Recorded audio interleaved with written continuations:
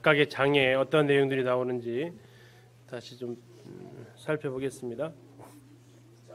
자, 1장에 10장까지는 장소가 시내산이라고 말씀드렸습니다. 다시 말하면 떠날 준비입니다. 떠날 준비. 자, 떠날 준비를 하는데 그 날짜를 좀 잘 보셔야 됩니다. 자, 1장 1절을 잠시 보시면요. 이스라엘 자손이 애굽 땅에서 나온 후 어떻게 되어 있습니까? 둘째 해 2년이죠. 몇째 달? 둘째 달 첫째 날, 그러니까 2년 2월 1일이 됩니다. 2년 2월 1일. 다음에 7장을 가서 보시면, 자, 이건 약간 좀 의견이 나누기는 하는 부분인데 이것도 확인을 좀 하겠습니다. 7장 1절에요. 모세가 장막 세우기를 끝내고 그것에 기름을 발라 거룩히 구별하고 또 그 모든 기구와 제단과 그 모든 기물에 기름을 발라 거룩히 구별한 날에, 언제죠? 성막 완공일입니다. 성막 완공일 언제였어요? 2년 1월 1일 날이었습니다. 2년 1월 1일. 이 구별한 날에, 그러면서 이제 족장들이 예물을 드리는 것이 나와요. 다음에 9장으로 가셔서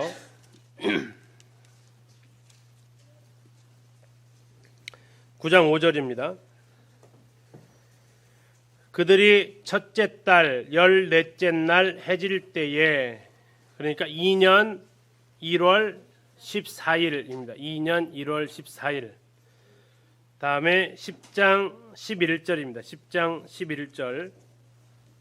둘째 해 둘째 달 20날. 그럼 날짜가 2년 2월 20일. 자, 그렇게 해서 이제 민수기 1장부터 10장까지 다시 정리를 하다 보니까 날짜가 4번에 걸쳐서 나와요. 2년 2월 1일, 2년 1월 1일, 2년 1월 14일, 2년 2월 20일. 제일 먼저가 뭐예요? 족장들 예물 드리는 사건이 되겠죠. 그리고 나서 레위기에 나와 있는 무슨 일을 하냐면 제사장 위임식을 해야 돼요. 이 사일에 들어오는 사건이 그 사건이 들어와야 돼요. 제사장 위임식은 일주일간 걸쳐서 했고요.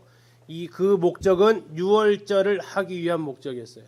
또 더 나아가서 이 제사 족장들이 예물을 가져와서 제사를 드리게 되는데 이 제사를 드릴 또 사람이 필요했던 거고요. 그래서 제사장 위임식이 이 2년 1월 1일부터 1월 14일 이 안에 제사장 위임식을 하게 돼 있어요. 그리고 제사장 위임 되고 나서 그들이 제일 먼저 제사 드리는 것이 레위기 10장에서 제사를 드리게 되죠. 그리고 이제 두 아들이 물론 그 이후에 죽습니다. 그리고 이제 두 번째 유월절을 하게 되는 것이 1월 14일 날 해요. 그리고 나서 2년 2월 1일 날 인구조사를 해요. 1장으로 오는 거, 시간적인 순서로만 본다면. 그리고 이제 하나가 더 빠져 있는 것이 뭐냐면 2월 14일 사건이 하나가 빠져 있는데 그게 이제 9장에 한 번 더 나와 있습니다. 그거 한 번 더 찾을게요. 9장 11절을 보시면 9장 11절입니다. 자, 둘째 달 14째 날, 그러면은 2월 14일. 아까 6월절은 1월 14일이었는데 2월 14일 날 한 달 후에 6월절을 부정하게 되어서 못 지켰던 사람들이 있어요. 그 사람들을 위해서 한 달 유예를 둬서 2월 14일 날 그 사람들을 위한 6월절을 한 번 더 해요. 그리고 나서 출발은 2년 2월 20날 출발을 해요. 그러니까 민수기에서 기록되어져 있는 앞에 있는 시간대는 2년 1월 1일부터 2월 20일까지 약 1개월 20일, 약 50일 정도 시내산에서 있었던 일들이 1장부터 10장까지 나와 있는데 주로 뭐 했냐? 인구조사합니다. 인구조사. 그리고 가는데 예전에 막 우리 숙소 없이 텐트 칠 때 그럴 때 보면은 이제 텐트 어떻게 치는지 막 안내하고 그러잖아요. 그것처럼 또 출발할 때 선발 때 누가 가고 마지막 후발 때 누가 오고 그거 정하듯이 그거 정하는 거예요. 동일하게. 자, 가서 텐트 진영은 막 아무데나 알아서 쳐라 그러면 막 정말 난장판일 거 아니에요. 그래서 세 지파 동서남북으로 쳐라. 동쪽에는 무슨 지파 치고 이렇게 나눠주는 거예요. 다음에 이동할 때는 어떤 순서대로 가라. 성전에 성막에 있는 기물이 가는데 뭐부터 가고, 다음에 무슨 지파 가고, 또 그 다음 성전 기물 가고, 또 그 다음에 가고, 이렇게 조사해 주는 거예요. 자, 그런 거 할 때 성전을 옮겨야 되잖아요. 이제 출발을 해야 되니까 성전을 옮길 때 중요한 역할을 해야 되는 사람이 제사장과 레위인들이에요. 그래서 너희들은 뭘 해야 되는지 임무를 또 줘요. 인구 조사하고 나서 임무를 줘요. 자, 그리고 이제 그들이 머물렀던 자리, 아름다운 사람은 모두 아름다워요? 머물렀던 자리도 아름답게 떠나야 될 거 아니에요. 진영을 정결하게 하는 법들을 얘기하고, 그런 가운데 그들이 하나님께 구별되어진, 이 나시리는 제사장과 레위인들 이외에 하나님 앞에 헌신되어진 사람들, 그 사람들이 짧은 일정한 기간 동안 구별된 삶을 하나님 앞에 사는 거, 드려진 삶을 사는 그런 제도를 얘기합니다. 그러니까 하나님을 위해 살고자 하는 사람들을 위해서 길을 열어놓은 것이 나시린의 법이죠. 이 모든 것이 되어졌을 때 족장들이 예물을 가져오고, 자, 레위인 봉사를 위해서 그들을 정결케 하게 되고, 유월절을 지킨 다음에 출발을 하는 게 1장부터 10장까지 약 50일 정도 있었던 사건이 시내산에서 있었다. 성막 건축 이후에 약 50일 정도 그들은 더 시내산에 머물렀다라고 생각하시면 되겠습니다. 그리고 이제 광야로 출발을 하는데, 아까 말씀드린 대로 다베라와 기브로 핫다와 사건이 11장에서 두 번에 걸쳐서 그들이 하나님 앞에 죄를 짓고, 아론이 죄를 짓고 가데스바네에서 원망하면서 하나님께서 10번 동안 나를 거역했다 말씀하시면서 못 들어간다. 자, 못 들어가는데, 자, 그러면 몇 살 이상 못 들어간다 그랬죠? 20세 이상. 그러면 가나안 땅에 들어갔을 때 최고 나이가 갈렙하고 여호수아 빼고는 몇 살이란 얘기예요? 60세가 넘어야 안 넘어요? 안 넘어야죠. 60세 넘은 사람은 몇 명밖에 없어요? 2명밖에 없어요? 더 있어요? 2명밖에 없을까요? 모세는 못 들어갔잖아요. 그죠? 2명인가요? 2명이면 큰일 나요. 2명 말고도 꽤 많이 있어요. 누굴까요? 레위 지파요. 레위 지파는 아까 정탐꾼 숫자에 레위 지파는 들어가야 했어요? 안 들어가 있어요? 안 들어가 있어요. 어디서 알 수 있냐면 모세가 이제 나중에 유언을 할 때 너희들이 가나안 땅에 들어가서 땅을 나눠줄 건데 그 땅을 누가 나눠줄 거냐면 엘르아살하고 여호수아가 나눠줄 거다라고 해요. 엘르아살은 아론의 아들이에요.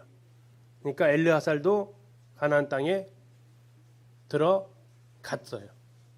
엘르아살이 60세가 안 돼서 들어간 게 아니고 엘르아살 레위 지파는 그 명단에서 제외가 돼 있었어요. 그래서 그들도 레위 지파는 그냥 들어갔어요. 이해 가시죠? 그러니까 레위 지파를 제외한 모든 지파에서 60세 이상은 두 사람밖에 없었지만 레위 지파, 특히 제사장 이들 그룹은 이 정탐꾼 명단에 빠져 있었어요. 그래서 그들은 들어간 혜택을 받게 됩니다. 그리고 실제로 그런 아까 기록 엘르아살 이런 제사장들이 그 일을 했던 기록이 남아져 있고요. 자, 그리고 이제 아까 말씀드린 고라의 반역과 쌍난 지팡이, 그리고 가도 제사장이 가나안 땅에 들어가서 해야 될 거, 인원 많은 죽어서 붉은 암송아지 제사건 나오고요. 20장에서 2명 죽었다겠죠. 미리암과 아론이 죽습니다. 예, 무리바 사건에서 두 사람이 또 못 들어가고요. 20장은 그래서 하여튼 두 사람과 관련되어져 있어요. 21장 불뱀과 놋뱀 사건이 있고 22장부터 24장까지는 발람과 관련되어진 사건입니다.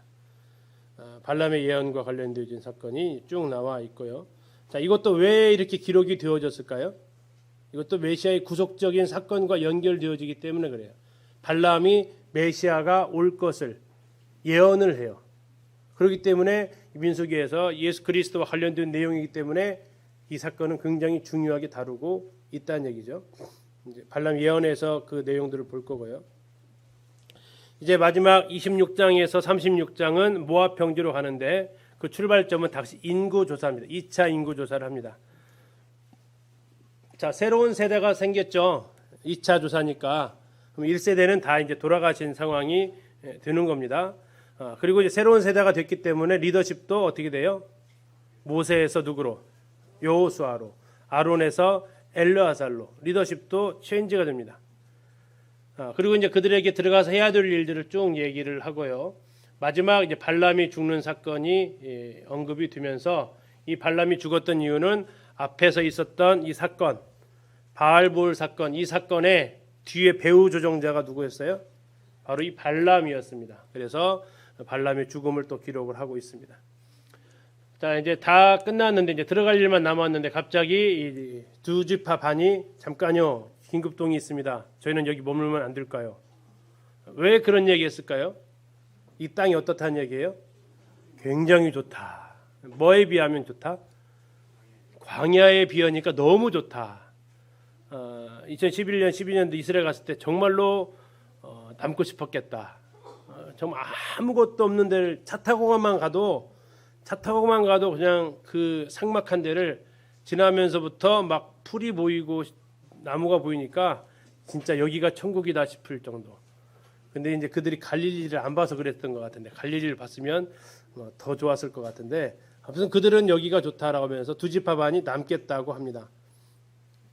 그러면서 이제 거기에 대해서 분배를 해주고요. 그래서 모세에 의해서 분배받은 지파가 두 지파 반이에요. 나머지 9지파 반은 여호수아에 의해서 분배를 받게 되고요. 그래서 여정을 쭉 종합해서 기록하고 있고, 가나안 땅의 경계에 기록하고 있고, 도피성제도 요단강 서편 3개, 동편 3개, 6개를 말하고 있으면서 시집간 여자의 유산 레위기 할 때 했어요. 누구였죠? 네, 슬로보앗의 딸들. 그들은 정말 믿음으로 이 땅을 들어갈 것을 알고 있어서 우리는 딸밖에 없을 때 어떻게 합니까? 라는 이런 것, 특별히 하나님께서 이들을 위한 약속을 기록을 하시죠. 자, 이렇게 해서 민수기가 끝나요. 자, 민수기에 대한 큰 그림을 그려 보시면 좋겠습니다. 36장까지 있는데 장소가 달라진다. 시내산에 있다, 광야로 갔다가 모압 평지로 간다. 시내산에서 제일 중요한 것은 인구조사하고 유월절 했다.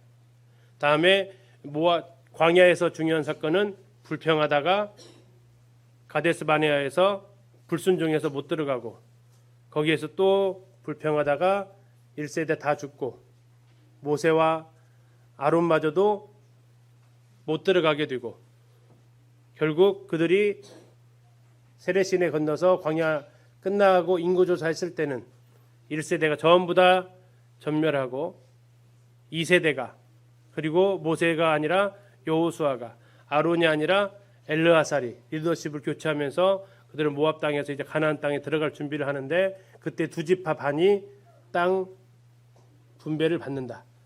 이제 이것이 이 민수기의 큰 틀이 되겠습니다. 어렵지 않다라는 얘기예요. 자, 민수기 1장부터 36장까지 있다고 말씀드렸는데요. 민수기 1장부터 10장까지가 이제 첫 번째 해당되는 부분이 되겠습니다. 이것은 큰 뭐 사건이 없어요. 그러니까 아마 쉽게 갈 수 있는데 재미도 없죠. 그러니까 사건이 없으니까 좀 약간 지루할 수 있습니다. 인구조사 나오면 그래요. 사람 이름과 숫자 나오면 좀 재미없죠. 그런데 이제 그 간간히 우리가 주목해야 할 만한 문구들은 우리가 찾아볼 수 있다는 얘기입니다. 자, 인구조사를 하는데 몇 살 이상이요? 20세 이상. 목적은 뭐예요? 전쟁에 나갈 숫자입니다. 자, 여기에서 누구는 빠진다고요? 레위 지파는 빠집니다. 왜요? 레위 지파는 뭐 하지 않으니까요? 전쟁하지 않습니다. 자, 그래서 레위 지파는 인구수에서 빠지게 되는데, 인구 조사한 날이 2년 2월 1일입니다. 누가 주파했냐? 각 지파마다 대표자 1인씩에 대해서 12지파가 동시에 인구 센서스를 하게 되는 거죠. 인구 센서스를 해가지고 조사를 했더니 오른쪽 표와 같습니다. 예, 이렇게 12지파에 나왔는데 지금 빠져있는 지파가 어디라고요? 레위 지파가 빠집니다. 그리고 요셉 지파가 빠져있고, 요셉 대신에 두 지파가 들어가죠. 여기 나와 있는 므낫세와 에브라임, 원래 요셉의 두 아들이죠. 그러니까 요셉 지파가 빠져나오면서 두 지파가 들어갔으니까 13아들이 되는 거죠. 이렇게 되면. 근데 레위 지파가 빠져나오면서 다시 뭐 어떻게 돼요? 다시 12지파가 돼요. 이해 가셨죠? 네, 12지파인데 요셉 대신에 두 지파가 들어갔어요. 장자권 장자 명분처럼 13지파가 될 뻔했는데 레위 지파를 다시 빼내요. 그래서 다시 12지파가 됩니다. 그리고 이제 명령이 되어지고 실제로 인구조사가 되어져서 완성이 되는데 이 뒤에 있는 표는 없을 거예요. 이때 중요한 것이 이제 2차하고 나중에 이제 비교를 다시 한번 해볼 텐데, 자 인구조 총계만 한번 볼게요. 60만 3천, 60만 1천. 자 별로 차이가 없어요, 그죠? 별 차이 없죠? 근데 가장 큰 차이를 보이는 데가 있어요. 자 여기 얼마가 줄었어요? 3만 7천이 줄었어요. 3만 7천. 이 정도 이렇게 가만 민족이 지파가 없는데 3만 7천이 줄었어요. 왜 줄었을까 이렇게요? 아까 바알부올 사건 때문에 줄어요. 네. 음행 사건 때문에 바알부올 모압 축제에 갔다가 거기 여자 데리고 와가지고 족장이 그렇게 하면서 이제 심판을 받으면서 인구가 확 줄어요. 3만 7천이나. 그리고 이제 제일 많이 늘어난 지파가 므낫세 지파가 한 2만 명 정도 들고 그렇습니다.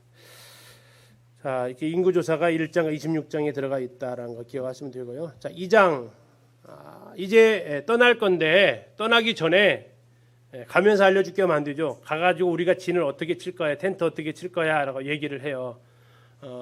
정말 이사 많이 다녀보신 분 존경스럽죠. 어떻게 그 힘든 이사를 이렇게 했을까? 저희는 지금 딱 한 번 해서 지금도 살고 20년째 이제 살아가고 있는데 엄두가 잘 안 나요. 근데 이들은 이사를 몇 번 했을까요? 대략 한 3, 40번 정도 한 걸로 보여요. 32장 가서 보면은 쭉 나와 있어요. 얼마나 힘들었을까 싶어요. 물론 이제 가제도가 많지는 않았겠지만, 근데 문제는 뭐냐면 아주 그 정도 됐으면 착착착 그냥 군대식으로 됐을 텐데 그게 어떻게 가능했냐면 여기 때문에 가능하다는 얘기예요. 자, 진을 치는데 중심에는 뭐가 있어야 돼요? 항상 회막, 성막이 한가운데 자리하고 있어야 돼요. 그리고 성막의 출입문은 항상 무슨 쪽을 향한다고요? 동쪽을 향합니다. 자, 그래서 동쪽을 향하는데 이쪽이 지금 동쪽이에요. 이게 지금 입구입니다. 자, 입구에 치는데 이 회막을 중심으로 둘러치는 소규모의 사람들이 있었습니다. 이 사람이 누구예요? 레위인들이에요. 레위인들이 둘러서 치게 되어 있고 제일 앞에 동쪽 출입구에는 제사장 지파, 모세와 제사장 지파가 치게 되어 있어요. 나머지는 이제 레위 지파, 세 지파가 이렇게 치게 되어 있고 그 바깥으로 세 지파씩 동쪽에 유다 지파, 이게 선두 지파입니다. 리더 지파예요. 남쪽에 르우벤 지파, 서쪽에 에브라임, 북쪽에 단, 이게 지금 기수 역할을 맡은 지파입니다. 중앙에는 회막이 있고 레위 지파가 회막을 두르게 되어져 있고요. 자, 이 숫자를 계산을 해보니까 이건 자료에 없으실 거예요. 자, 보니까 동쪽에 인구 18만 6천, 서쪽에 10만 8천, 남쪽에 15만 1천, 북쪽에 15만 7천, 이렇게 인구수 중심으로 이렇게 편성이 되어 있는 것도 확인해 볼 수 있습니다. 지금 이제 네모난 거 뭔지 아시죠? 이게 뭐죠? 번제단, 이건 동그라미, 물두멍, 이건 성소와 지성소. 잘 알고 계시네요. 자,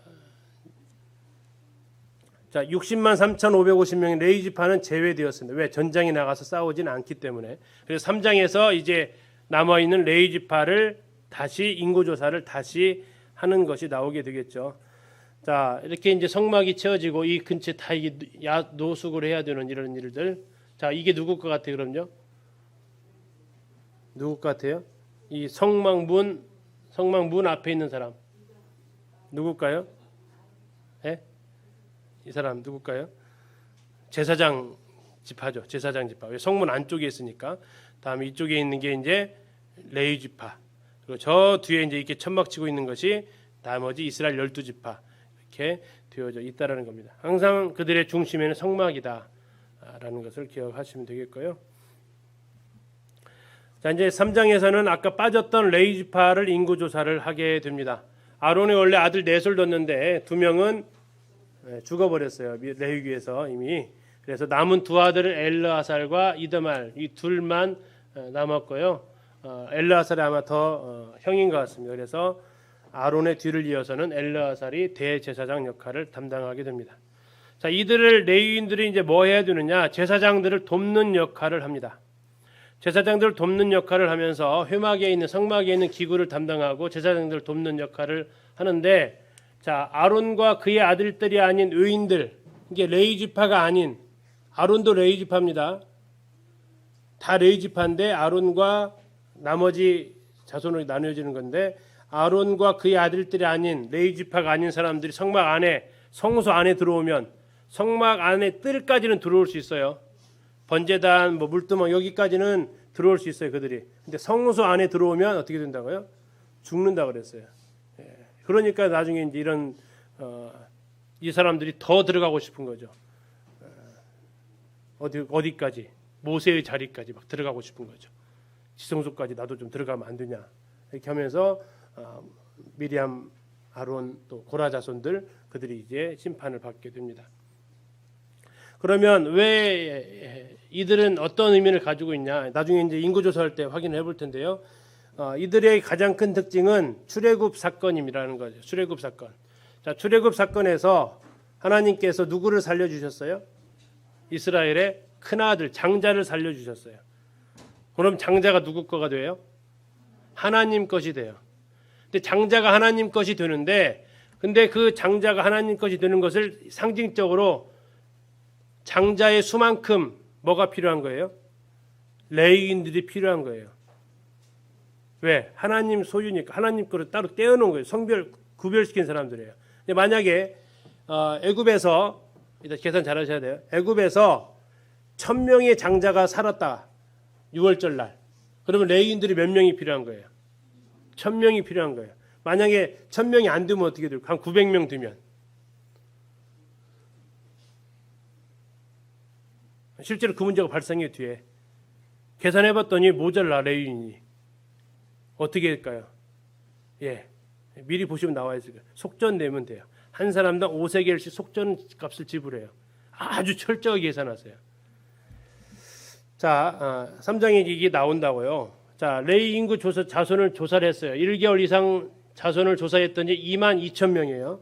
자, 이제 수학 잘하시는 분들 잠깐 계산 한번 해보십시오. 몇 명이라고요? 22,000명. 그래서 레위의 세 아들이 있거든요. 게르손, 고앗, 무라리 세 자손을 자 7,500, 8,600, 6,200 더해보세요. 몇 명? 몇 명? 예? 22,300명. 근데 왜 22,000명이라고 했어요? 300명은 어디 갔어요? 아, 성경 잘못 기록됐네요. 자, 그래서 그것을 아니 이건 속전이 아니고 레위인들이니까 이 300명은 누구냐 봤을 때 1개월 이상 조사했죠. 지금 이때가 2월 둘째 년 2월 1일이었죠. 출애굽한 지 얼마 지금 지났죠? 1년 지났죠. 그럼 그 사이에 뭐가 있을 수 있어요? 출생이 있죠. 누구 지파가? 레위 지파의 출생이 있다고요. 임신해가지고 나온 사람도 있을 거 아니에요. 그죠? 그냥 그 숫자가 대략 몇 명이라고요? 그게 300명이라고요. 300이라는 숫자가 왜 22,300인데 22,000만 기록했느냐? 이 사람들은 누구냐면 출애굽해가지고 출생한 사람일 것이다라고 분별을 하는 거예요. 이해 가세요? 저 사람 숫자에는 자, 이 22,000은 뭐를 위한 22,000이죠? 이스라엘의 장자를 대치시키기 위한 목적이었어요. 출애굽할 때의 장자를 1대1로 대칭시키기 위한 숫자가 22,000명이었다고요. 이해 가세요? 이 사람들은 300명은 출애굽을 이미 해버리고 나왔기 때문에 여기에 해당이 안 된다고요. 자, 22,000명인데 그 다음에 장자 수를 다 계산해봐서 12지파의 큰아들 숫자를 6월절 때 살아남은 큰아들 숫자를 계산해봤어요. 자, 근데 이 장자는 몇 살 이상 계산했냐면 20세 이상 계산했죠. 그래서 계산해봤더니 얼마가 나왔냐면 22,273명. 자, 22,273명 빼기 레위 자손 22,000 하니까 몇 명이? 273명이 예, 이 사람들은 이제 뭘로 대체를 시켜야 돼. 이 사람이 레위인으로 가서 성막 봉사를 하든지 대체를 시켜야 되는데 다른 사람 오면 죽는다고 했잖아요. 그래서 어떻게 해야 되냐면 이 사람 숫자만큼 1인당 5세겔을 내도록 했어요. 273 곱하기 5 한 거예요. 이 세 개를 가지고 성막에 관련된 일들을 하는데 쓰라고 낸 거예요. 그래서 결국 이스라엘이 출애굽할 때 장자들이 살아남았죠. 그들에 해당되는 숫자만큼 이스라엘 레위 지파의 숫자로 대치시켰어요. 이해가셨어요? 근데 레위인이 모자라. 그러니까 어떻게 했어요? 나머지 사람들은 속전을 내고 대속을 시켰어요. 그래서 더 이상 이스라엘의 나머지 12지파의 큰아들에 대한 목숨값은 어떻게 됐다고 이제 완전히 다 해결된 거예요. 그 해당되는 사람이 누구라고요? 레위 지파였다고요. 레위 지파는 이스라엘 백성들의 장자의 목숨값이에요. 장자의 목숨값이라는 얘기는 이스라엘 백성들에게서 이 레위 지파는 하나님께 속한 사람들이 된 거라고요.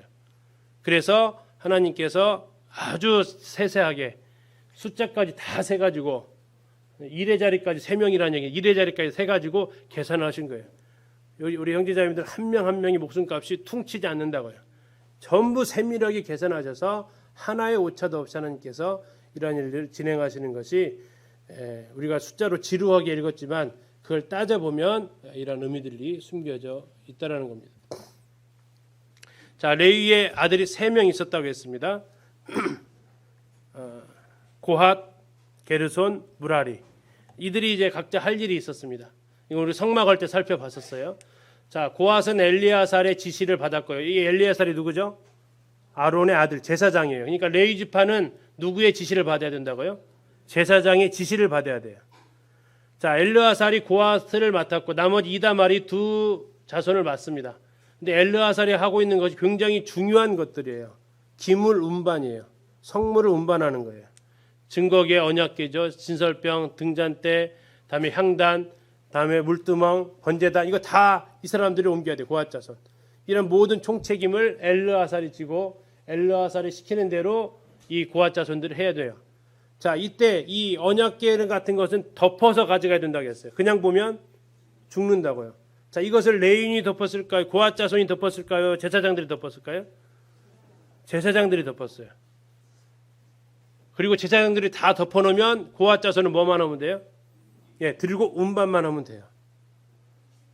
어떻게 그렇게 되면 좀 속상할 것 같아요? 아니면은 다행인 것 같으세요? 와, 다 해놓고 우리는 운반만 하래 그냥. 이거에 와, 죽지 않고 운반만 할 수 있어 살겠다. 두 번째예요. 예, 그러면 우리는 살 수 있는데 첫 번째 마음이 자꾸 들어오면 누구는 싸고 힘들게 돼. 우리는 짊어지고 하라고 이렇게 들으면 이제 고라자손이 되는 거예요. 어려워지게 되는 거예요. 자, 하나님께서 각자에게 맡기신 일들을 하는 게 제일 아름다운 거죠. 성물을 보거나 만지면 죽는다고 했습니다. 나머지 게르손 자손과 무라리 자손은 각각의 이제 운반해야 될 것들이 있었고 이런 것들은 소가 필요했습니다. 수레가 필요하고 워낙 무거운 것들이니까. 성막 배울 때 기억나죠? 그 밑에 있는 밑받침 하나가 얼마라고요?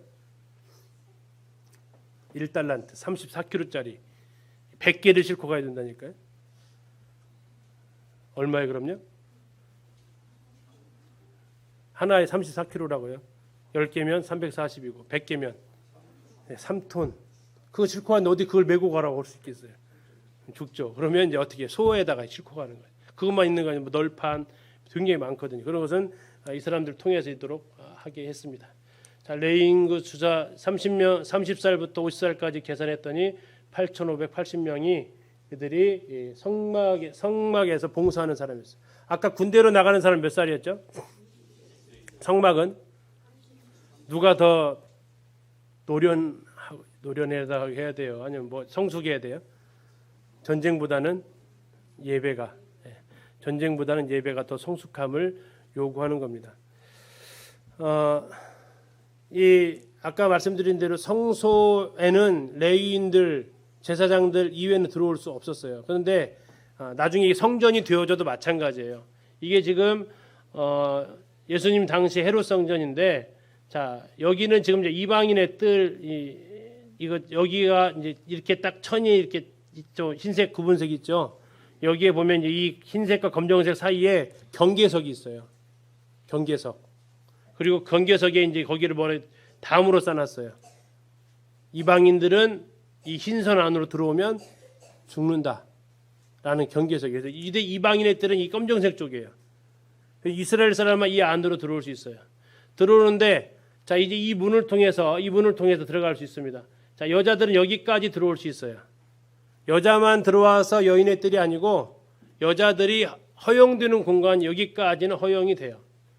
그래서 두렙돈 넣었던 여인 있죠. 그죠? 그 사람이 헌금했던 곳이 여기예요. 여인의 뜰이에요. 여인의 뜰에 헌금함이 설치되어 있었거든요. 여인의 뜰에 있는 사람들은 이 니카도르 문을 위로 넘어올 수가 없어요. 자, 레위인 남자들은 여기까지 올 수 있어요. 그런데 나중에 여기 제사장의 뜰은 레위인들을 못 와요. 여기 다 구분되어져 있어요.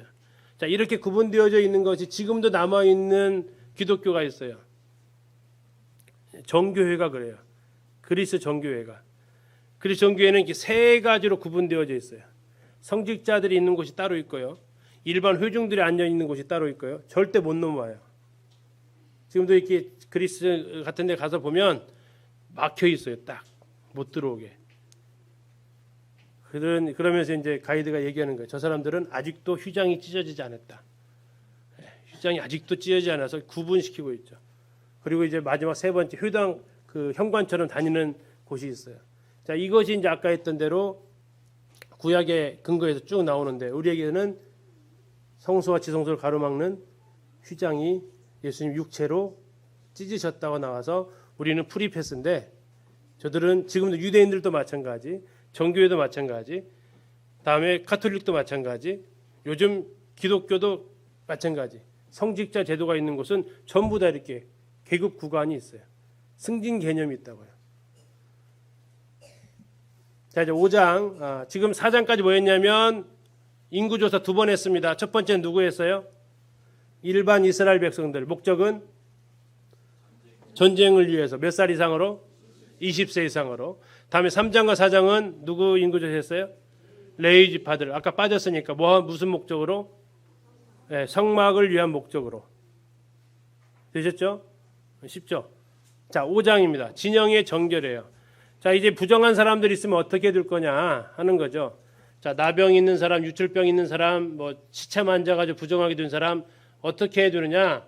진영 밖으로 내보내래요. 자, 이것은 오늘날 얼마 안 됐어요. 이게 자, 감염병 생겼다. 요즘 우리나라 돼지 콜레라 때문에 시급하죠. 거기서 지금 정부에서 제일 많이 힘을 기울이는 게 뭐예요? 격리죠, 격리. 살처분을 왜 하죠? 정말 안타깝잖아요. 살아있는 거 죽이는 것이. 왜예요? 네, 전염되는 걸 차단시키기 위해서 하는 거잖아요. 저게 지금 뭐냐면 저게 지금 그 격리시키는 거예요. 진영 밖으로 내보내라. 진영 안에 있으면 어떻게 된다고요? 예, 전염되는 거예요. 그래서 진영 밖으로 내보내는 거예요. 근데 우리는 이 전염병에 대한 상식이 이게 얼마 안 됐다고요. 우리도 요 근래 뭐 메르스나 이런 것 때문에 이게 필요하구나라고 했지 별로 생각조차 없었다고요. 근데 지금 이게 몇 년 전 기록이에요? 3,500년 전부터 병이 있으면 뭐 해라? 격리시켜라. 얼마나 수준이 높은 기록이냐 이거죠. 하나님께서는 병이 있으면 격리시켜라 이거예요. 어디? 진 밖으로 나가라. 진 밖으로 나간 얘기는 성막 밖이 아닙니다. 어디 밖이에요? 이스라엘 사람들이 천막을 치고 있는 그 밖으로 나가라는 얘기예요. 왜 그러느냐? 신명기 23장에 보면은 이유가 뭐일 것 같으세요? 찾아보기 전에. 이유가 뭘 것 같아요? 왜 진영으로 내보내라고 했을 것 같아요? 신명기 23장 14절에 뭐라고 했냐면 내가 그 진영 안에서 내가 살고 있다라고 얘기하고 있어요. 진영을 더럽히지 말라라고 얘기하고 있어요. 하나님이 그 안에 사시고 계셨다고 얘기하고 있어요. 이거 영적으로 말하면 뭐가 되겠어요? 네, 교회는 거룩을 유지해야 되고 교회가 범죄하는 일이 드러나면 뭐 해야 된다는 얘기예요? 예, 이것은 징계해야 하고 격리시켜야 된다는 얘기예요. 그렇지 않으면 교회 안에 누룩이 퍼져서 들어올 수밖에 없기 때문에 범죄한 일이 있으면 어떻게 해야 된다고요? 격리시키게 되어져 있어요. 우리는 이제 그것을 갖다가 가장 심한 것은 출교라고 그러죠. 아니면 이제 두 번째로는 집에서 근신하는데 집에서 근신하도록 하는 징계가 있죠. 근데 오늘날 많은 교회가 이 징계가 전부 다 사라졌죠. 왜요? 징계하면 옆에 교회로 가버리거든요. 예. 이것이 이제 굉장히 참 우리가 안타까운 부분인데 하나님께서 그 안에 거하신다라고 얘기하고 있어요. 그래서 여기는 거룩해야 된다. 교회가 바로 이 거룩을 잃어버리면 더 이상 교회라고 할 수 없는 거죠. 가슴 아프지만 그러나 목적은 뭐예요? 저 사람을 없애버리는 게 아니고 회복시키기 위한 거예요. 그래서 다시 정결해지면 뭐 하겠었죠? 다시 받아들이기 위한 그 과정으로 하도록 되어져 있습니다. 그리고 그 사람들이 다시 회복이 되어지면 속건제를 드리고 들어오도록 허락이 되어져 있고요. 다음에 이제 민수기 5장에 보면 좀 뜬금없이 나옵니다. 아내를 못 믿겠어요. 아내가 의심돼요. 쉽게 얘기하면 아내가 좀 바람을 피운 것 같아. 만약에 이게 현장범이었다면 어떻게 됐을까요? 죽어요. 현장범이면 바로 죽어요. 근데 현장범은 아닌데 약간 의심스러워. 그럴 때는 어떻게 하라겠냐? 아내를 데리고 제사장한테 옵니다. 그러면 제사장은 성막 바닥에 그냥 맨 땅입니다. 맨 땅에서 거기서 이렇게 티끌을 취합니다. 그리고 물에다가 이걸 섞어요. 그리고 이게 저어줍니다. 그 여인한테 머리를 풀게 하고 여인한테 이 물을 마시게 해요. 근데 맹세를 하고 마시게 해요. 내가 만약에 죄를 지으면 하나님 벌을 받겠다는 맹세를 하게 하고 해요. 근데 마셨는데 아무 반응이 없으면 여인은 임신하는 복을 받아요. 뭐 임신이 복이요 이렇게 생각하시면 안 돼요. 이때 당시에는 엄청난 복이에요. 자, 그래서 임신의 복을 받게 돼요. 근데 만약에 부정이 있었으면요. 넓적다리가 마르고 배가 부어서 저주거리가 되는 그러한 일을 하게 돼요. 자, 우리가 이제 생각해야 될 거. 자, 성경에서 이혼의 사유가 나와 있어요. 이혼의 사유. 어떨 때 이혼하라고 그랬어요? 자, 구약에서는 어떨 때 이혼이 허락이 될까요? 자, 음행의 사건은 신약일까요, 구약일까요? 신구약 다일까요? 예? 알 듯한 건데 물어보면 약간 또 모를 듯 하시죠. 음행으로 인한 이혼은 신약일까요, 구약일까요, 신구약일까요? 신약이에요. 구약은 죽여요. 구약은 이혼이 아니고 죽인다고요. 그래서 음행으로 인해서 이혼이 안 돼요. 죽어요. 지금 이 사건은 그래서 지금 이건 이혼하라는 사건이 아니에요. 음행했으면 이렇게 하면 어떻게 된다고? 저 사람 저 이제 저쪽으로 죽는 거죠. 그래서 이 신명기에 가면 부끄러운 일이 나왔다라고 나왔을 때 그것이 음행의 사건이 아니라는 얘기예요. 구약은 음행은 이혼 사유가 아니고 죽는 사유예요. 신약에서 예수님께서 말씀하신 것이 음행의 연고 위에 아내를 내어버리는 자는 간음하는 자다라고 하면서 예수님이 직접 말씀하신 것이 신약에서 말씀하셨어요. 구약은 죽어요. 남자도 죽고 여자도 죽고. 이해 가시죠? 그렇게 규정이 되어져 있습니다. 그리고 말라기 2장에 보면 하나님은 이혼하는 거 싫어하신다, 미워하신다라고 이야기하고 있습니다. 자, 오늘 6장까지만 볼게요. 6장에서는 나실인의 법이 나오는데 나실은 아까 말씀드린 대로 왜 제사장과 레위인들만 하나님을 섬길 수 있는지 아니다. 너희들도 하나님 앞에 섬길 수 있는데 너희들이 하나님 앞에 서원하고 내 몸을 하나님께 드리고자 한다면 가능하다. 대신 평생 아니고 일정한 기간 동안 할 수 있다라는 겁니다. 대신 그때 조건이 있는데 포도주 마시면 안 되고 다음에 머리 깎으면 안 되고 이 머리가 길다라는 것은 여자들에게는 영광이지만 남자들에게는 그러지 않거든요. 그런 부분에 있어서 겸손할 것을 얘기하고요. 시체 만지지 마라, 거룩할 것을 얘기합니다. 근데 이것이 아까 보셨던 대로 누구랑 혹시 다 연관이 돼요? 삼손. 삼손 이거 다 했잖아요. 그러면서 나실인의 최종적으로 머리가 깎여졌죠. 그러면서 이 나실인의 조건들이 다 취소가 되어버립니다. 사사기 16장에 가면 복선처럼 나와 있는 한 구절이 있죠. 삼손의 머리가 자라기 시작했다. 자, 그게 무슨 의미냐면 이 나실인이 서원이 중간에 하다가 세 개 중에 하나를 범했어요. 그럼 어떻게 하냐면 지금까지 해왔던 거 취소, 그리고 다시 시작할 수 있어요. 머리가 다시 길러나기 시작했다는 얘기는 뭐냐면 나시든으로서 다시 하나님 앞에 드려지기 시작한 거예요. 뭐 그 안에서 뭐 술을 줬겠어요. 시체만 이제 계속 돌리기만 했으니까. 근데 하나님께서 이제 머리가 길어나게 하셨다는 것은 하나님께 그를 다시 받으시겠다라는 그런 은혜의 표현이죠. 그리고 이제 아까 보셨던 그 제사장 기도 히브리어 들어보셨죠?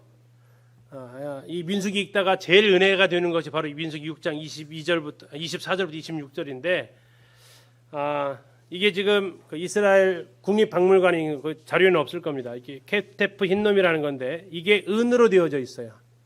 은으로 되어져 있고 은을 돌돌돌 마른 건데 이게 뭔가 하고 펴봤어요. 펴봤더니 폈더니 이렇게 생겼어요. 원래 이렇게 작은 겁니다.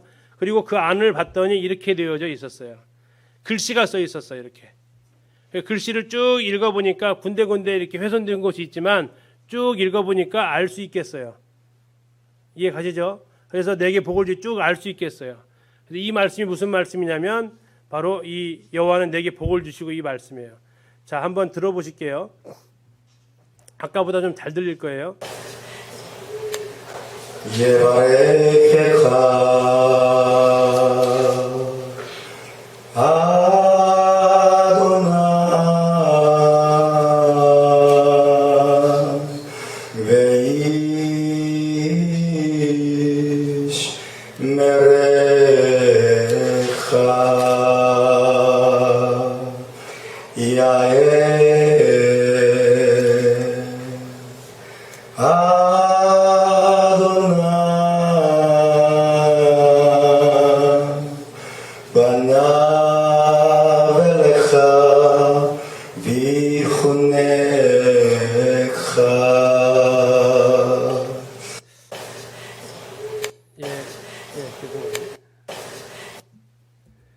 자, 이게 지금 이제 히브리어 원어를 들어보셨는데요. 이것은 제사장이 이스라엘 백성들을 향해서 해주는 축복의 말이고요. 오늘날에는 이제 부모들이 자녀를 향해서 해줄 수 있는 가장 좋은 축복의 말입니다. 자, 보셨던 대로 이제 혹시 들리는 단어 있으셨어요? 야훼, 또 아도나이, 아유, 그 정도 많이 들으신 거예요. 자, 이렇게 하면서 이제 아까 초막절 이튿날 백성들을 향해서 이 머리에 쓴 사람들이 이스라엘 백성들을 축복하는 날이에요. 이것이 민수기 6장 24절 26절 말씀인데 이 말씀은 부모님들이 외우셔서 자녀들에게 축복을 해주실 때 사용하시면 참 좋은 말씀이 되겠습니다. 엊그저께 강혜가 갑자기 전화를 왔어요. 수능 한 달 앞으로 다가오니까 약간 스트레스를 좀 받는 것 같은데 한 50분 넘게 통화를 좀 하면서 마지막으로 무슨 말을 해줘야 될까 하다가 이 말씀을 읽어줬어요. 근데 자기도 참 좋아하는 말씀이라고 하나님의 얼굴이 나에게 비추시기를 한다고 그 말씀이 자기 참 좋아한다고 이렇게 얘기를 하던데 부모님 아이들한테 꼭 한 번씩 이렇게 들려주시고 해주시면 좋겠습니다. 자, 오늘 6장까지 했고요. 다음 주에 이제 7장부터 가도록 하겠습니다. 님 기도해 주시고.